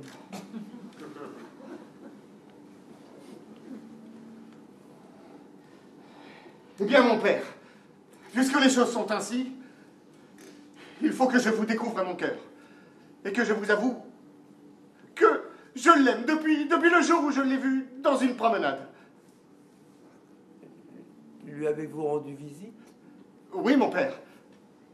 Beaucoup de fois? Assez pour le temps qu'il y a. Vous a-t-on bien reçu? Oh, sans doute, mais sans savoir qui j'étais.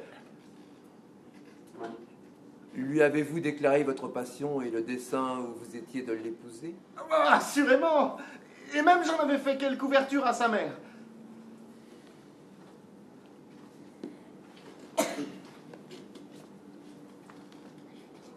Je suis bien aise d'avoir appris un tel secret.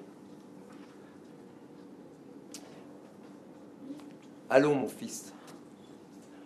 Il faut songer à vous défaire de cet amour, à cesser toute poursuite auprès d'une personne que je prétends pour moi, et à vous marier dans peu avec celle qu'on vous destine. Ah oui, mon père. C'est ainsi que vous vous jouez de moi? Eh bien, puisque les choses en sont venues là, je vous déclare, moi, que je ne renoncerai point à la passion que j'ai pour Marianne. Comment? Pandare, tu as l'audace d'aller sur mes brisées? Moi, c'est vous qui allez sur les miennes. Ne suis-je pas ton père? Et ne me dois-tu pas le respect? Mais l'amour ne connaît personne. Tu renonceras à Marianne. Moi, du tout. Mais c'est rien, changez-vous. Me parler avec sa impudence. Ah, je la démontrerai point. Ah, maître Jacques, soyez juge de cette affaire pour montrer comme j'ai raison. Ouais, j'y consens. Ah. J'aime une fille que je veux épouser. Et le pandard a l'insolence de l'aimer avec moi, malgré mes ordres. Ah, il a tort. Ah, n'est-il rien de plus épouvantable qu'un fils qui veut rentrer en concurrence avec son père? Vous avez raison. Laissez-moi lui parler. Eh bien, oui. Je veux bien aussi m'en remettre à toi, maître Jacques, de notre différend. Oh, c'est beaucoup d'honneur que vous me faites. Je suis épris d'une jeune personne qui répond à mes vœux et reçoit tendrement les offres de ma foi. Et mon père s'avise de venir troubler notre amour par la demande qu'il en fait faire.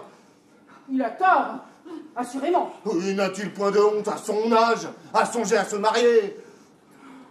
Vous avez raison. Laissez-moi lui parler, demeurez là. Eh bien, votre fils n'est pas si déraisonnable que vous le dites. Et il se met à la raison. Il dit qu'il sait le respect qu'il vous doit et qu'il ne fera point refus de se soumettre à ce qu'il vous plaira. Pourvu que vous vouliez lui donner quelques personnes en mariage dont il ait lieu d'être content. Ah! Alors, dis-lui, maître Jacques, que, hors Marianne, je lui laisse la liberté de choisir celle qu'il voudra. Laissez-moi faire. Eh bien, votre père n'est pas si déraisonnable que vous le faites. Et il m'a témoigné que ce sont vos emportements qui l'ont mis en colère. Il sera fort disposé à vous accorder ce que vous voulez, pourvu que vous vouliez vous y prendre par la douceur et lui rendre les respects et les soumissions qu'un fils doit à son père. Oh. Eh bien, maître Jacques, tu peux lui assurer que s'il consent à me laisser épouser Marianne, il me verra toujours le plus soumis de tous les hommes. Cela est fait. Il consent à ce que vous dites. Ah ben, voilà qui va le mieux du monde, alors. Tout est conclu. Il est content de vos promesses. Oh, le ciel soit loué. Eh bien, messieurs, vous n'avez qu'à parler ensemble, vous voilà d'accord. Et vous alliez vous quereller, faute de vous entendre. Mon pauvre maître Jacques, je te serai obligé toute ma vie. Oh, il n'y a pas de quoi. Il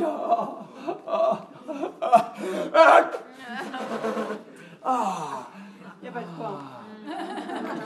Oh, mon père, je vous demande pardon de l'emportement que j'ai fait paraître. Ça n'est rien. Oh, mais si, mais je vous assure que j'en ai tous les regrets du monde. Et moi, j'étais dans les joies du monde de te voir raisonnable. Oh, mon père, je ne vous demanderai plus rien.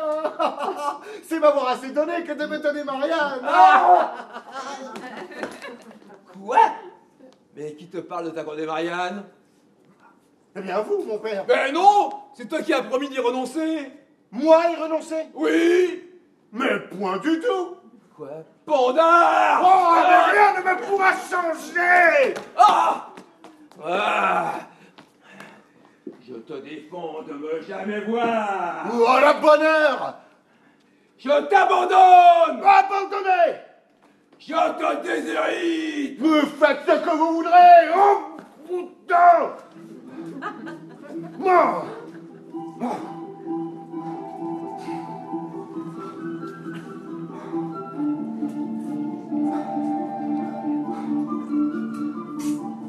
Quoi? Quoi?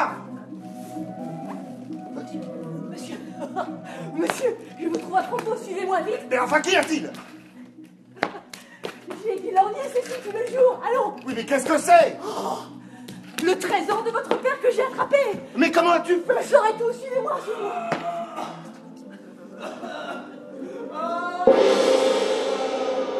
Au malheur!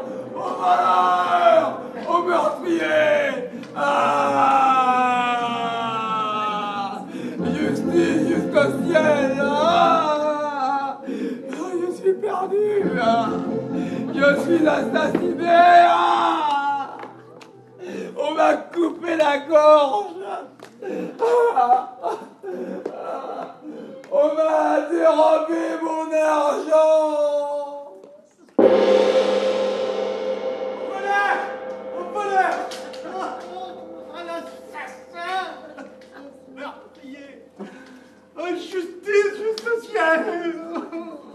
Je suis perdu! Je suis assassiné! On m'a tranché la gorge! On m'a dérobé mon argent!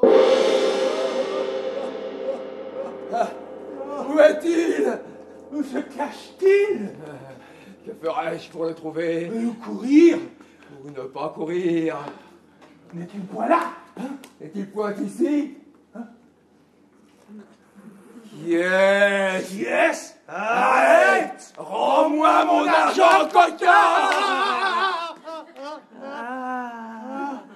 C'est moi! C'est moi!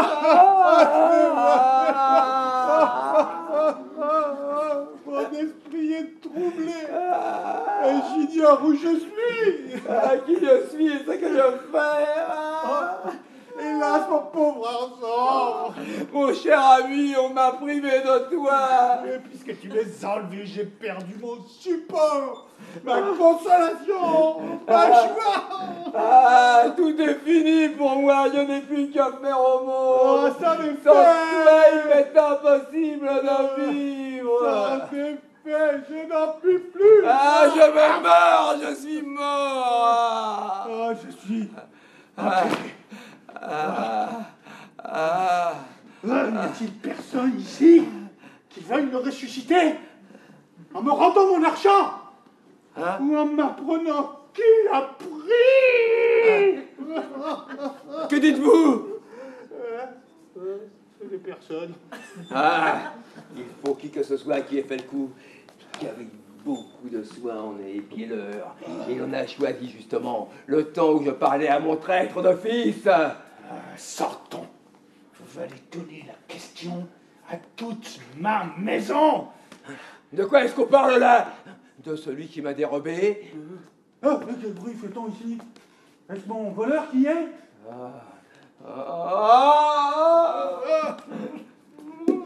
De grâce, si l'on sait des nouvelles de mon voleur, je supplie que l'on m'en dise. Ah, mais n'est-il point là caché parmi vous? Ah, ils me regardent tous et se mettent à rire. Allons!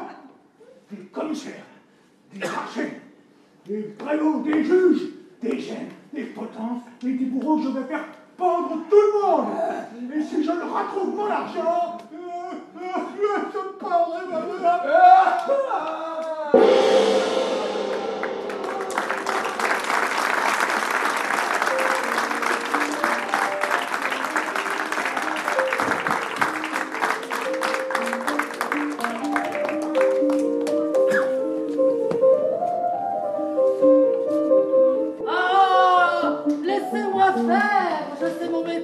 merci. Ah. Ce n'est pas d'aujourd'hui que je me mêle de découvrir des vols. Et je voudrais avoir autant de sacs.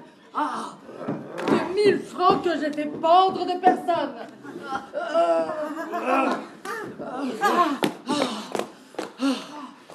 Tous les magistrats sont intéressés à prendre cette affaire en main.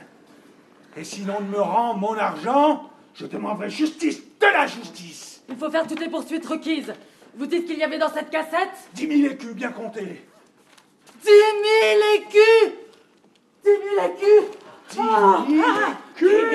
écus. Le vol est considérable. Qui soupçonnez-vous de ce vol? Tout le monde. Et je veux que vous arrêtiez prisonniers la ville et les faubourgs.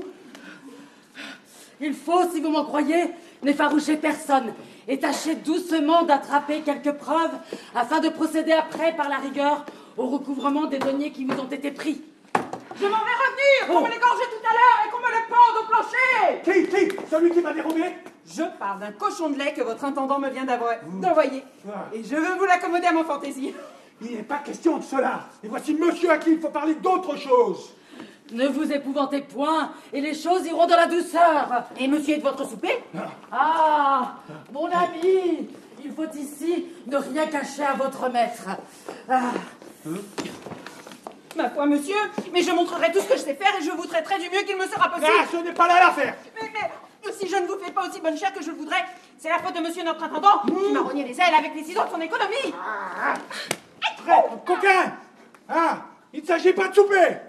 Voilà, je veux que tu me dises des nouvelles de l'argent qu'on m'a pris. On vous a pris de l'argent? Oui, coquin.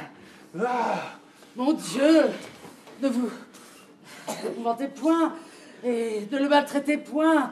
Je vois bien à sa mine qu'il est honnête homme et que sans se faire mettre en prison, il saura vous dire ce que vous voulez savoir. Mon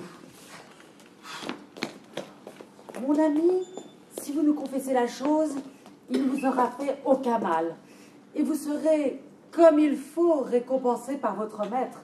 On lui a pris aujourd'hui son argent.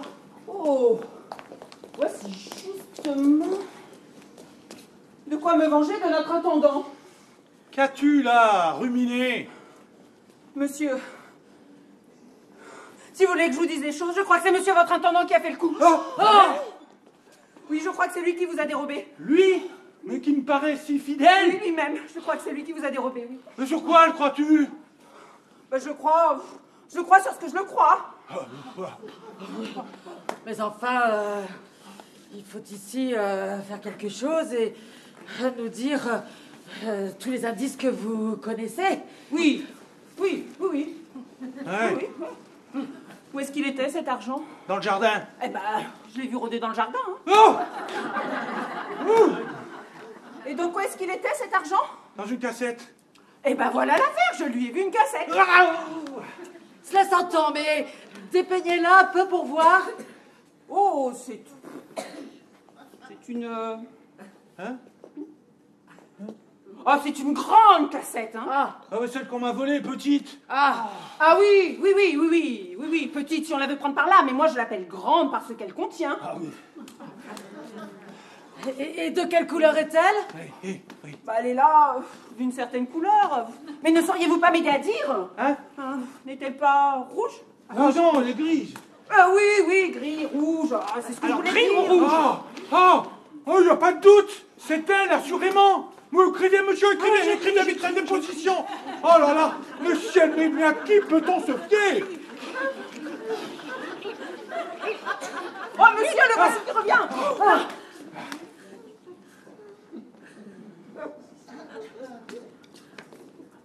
Approche. Oui, monsieur. Que voulez-vous? Comment, traître? Tu ne rougis pas de ton crime? Et de quel crime voulez-vous donc parler? Mais de quel crime je veux parler, infâme? Comme si tu ne savais pas ce que je veux dire. Mais l'affaire est découverte. Et l'on vient de m'apprendre tout. Hein? Monsieur, puisqu'on vous a découvert tout, je ne veux point chercher de détour et vous nier la chose. Pourrais-je deviner sans y penser? C'était mon dessein de vous en parler, et je voulais attendre pour cela des conjonctures favorables. Mais après tout, ma faute est pardonnable. Comment ça, pardonnable? Ne vous fâchez pas, de grâce. Quand vous m'aurez ouï, vous verrez que le mal n'est pas si grand que vous le faites, et qu'il n'y a rien dans tout ceci que je ne puisse bien réparer. Mais c'est bien mon intention, et que tu me restitues ce que tu m'as ravi.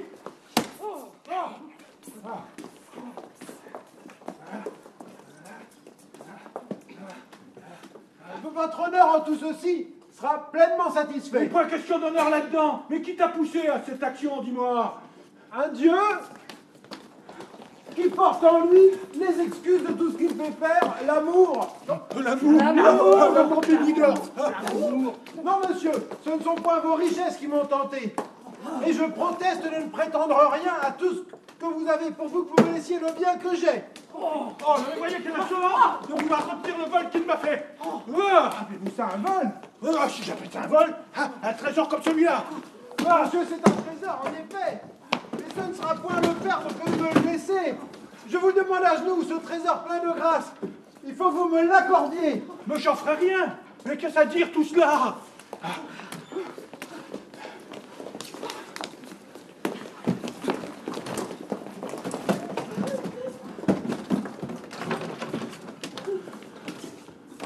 Votre fille en tout ceci n'est aucunement coupable. Hein? Ma fille? Mais il serait fort étrange que ma fille eût trempé dans ce crime.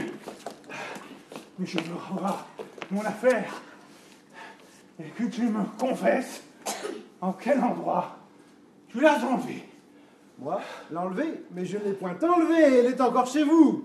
Hein? Oh, ma chère Cassette. Oh, ma chère Cassette. Elle est encore dans ma maison? Oui, monsieur. Et tu ne l'as pas touchée? Ah, moi, y toucher, mais vous lui faites tort autant qu'à moi. C'est d'une ardeur toute pure et respectueuse que j'ai brûlé pour elle. Brûlé pour ma Cassette? Elle est trop sage et trop honnête pour cela.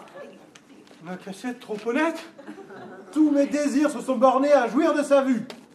Il parle d'elle comme un amant d'une maîtresse. C'est avec les plus grandes peines du monde que j'ai pu faire consentir sa pudeur à ce que voulait mon amour. Son amour? La pudeur de qui? De votre fille. Et c'est seulement hier qu'elle a pu se résoudre à nous signer mutuellement une promesse de mariage.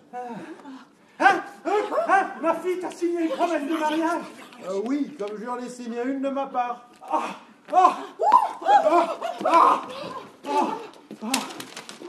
Ciel! Ciel, autre disgrâce! Mais écrivez, monsieur, J'écris.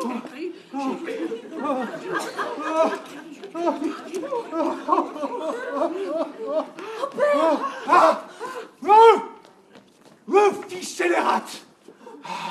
Tu te laisses prendre d'amour pour un voleur infâme et tu lui engages ta foi sans mon consentement? Quatre bonnes murailles me répondront de ta conduite. Et une bonne potence. Oui, une bonne potence me fera justice de ton audace. Oh, mon père! Prenez des sentiments un peu plus humains, je vous prie. Et prenez la peine de mieux voir celui dont vous vous offensez.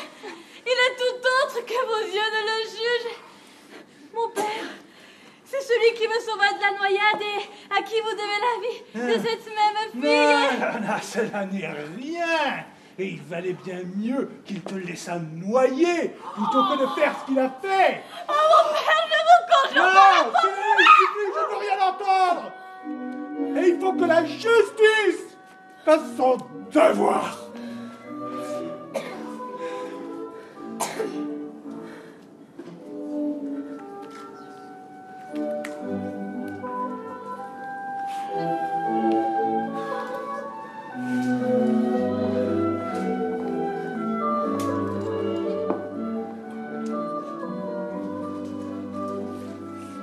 Qu'est-ce? Seigneur Harpagon? Je vous vois tout ému.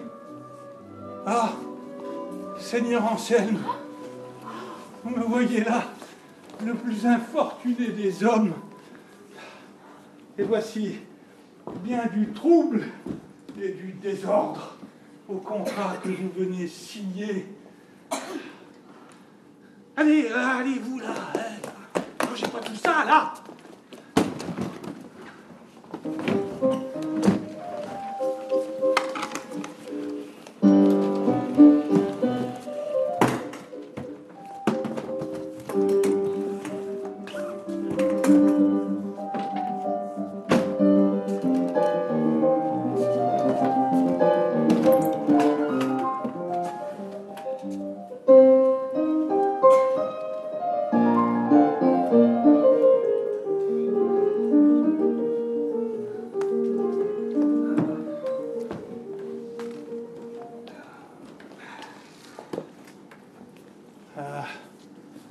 Ils se sont donnés l'un à l'autre une promesse de mariage.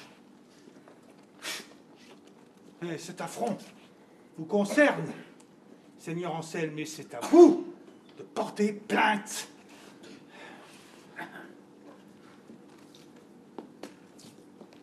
Ce n'est pas mon dessein de me faire épouser par force. Voici monsieur, qui est un honnête commissaire. Chargez-les comme il faut, monsieur le commissaire, et rendez les choses bien criminelles. Je ne vois pas quel crime on me peut faire de l'amour que j'ai pour votre fille. Sachez que j'ai le cœur trop bon pour me parer de quelque chose qui ne soit point à moi, et que tout Naples peut rendre témoignage de ma naissance. Tout beau. Prenez garde à ce que vous allez dire.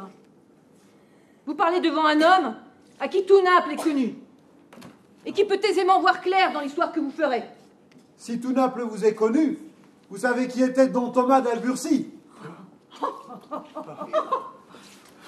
Sans doute, je le sais.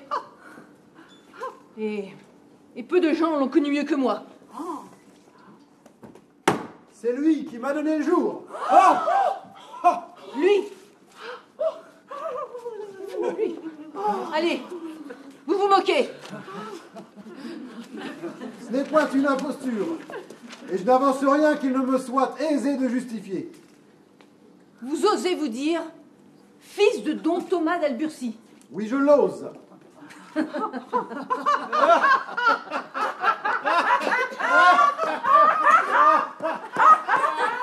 L'audace est merveilleuse. Apprenez pour vous confondre qu'il y a 16 ans que l'homme dont vous nous parlez périt sur mer avec ses enfants et sa femme.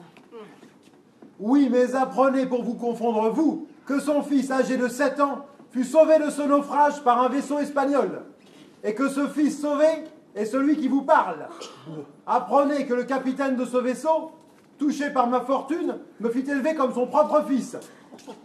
Que j'ai su il y a peu que mon père n'était point mort comme je l'avais toujours cru, et que passant par ici pour l'aller chercher, une aventure me fit voir la charmante Élise, et que cette vue me rendit esclave de ses beautés, que la violence de mon amour et les sévérités de son père me firent prendre la résolution de m'introduire dans son logis et d'envoyer un autre à la quête de mes parents. Et quel témoignage encore, autre que vos paroles, nous peuvent assurer que ce ne soit point une fable? Le capitaine espagnol, un cachet de rubis qui était à mon père, un bracelet d'agate que ma mère avait mis à mon poignet, Pedro, ce vieux domestique qui se sauva avec moi du naufrage. Hélas, à vos paroles, je ne puis y répondre. Tout ce que j'entends me fait clairement connaître que vous êtes mon frère. Vous, ma sœur. Oui, mon frère. Ma mère m'a longtemps parlé des disgrâces de notre famille. Et c'est le ciel qui ne nous fit point périr dans ce triste naufrage. Oh, mon frère.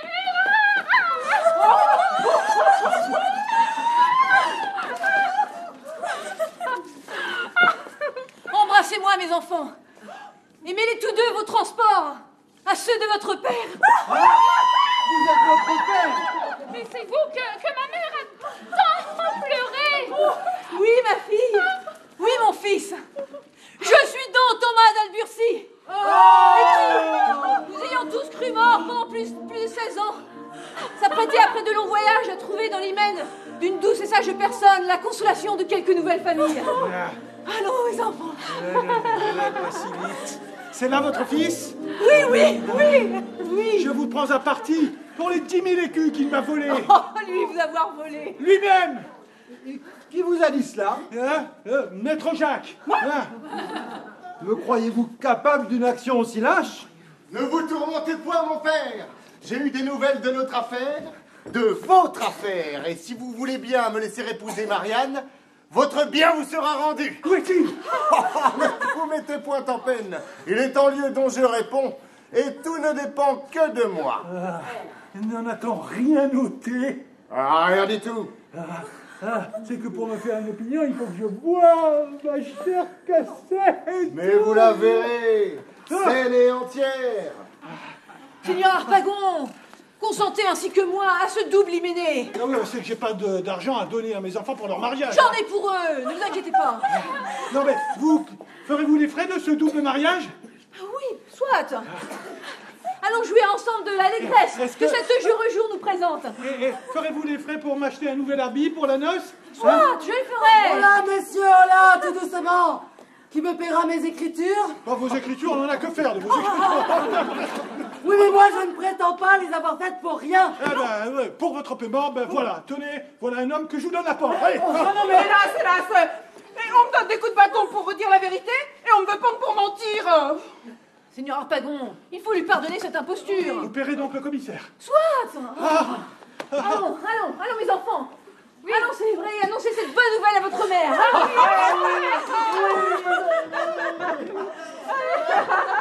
Allons.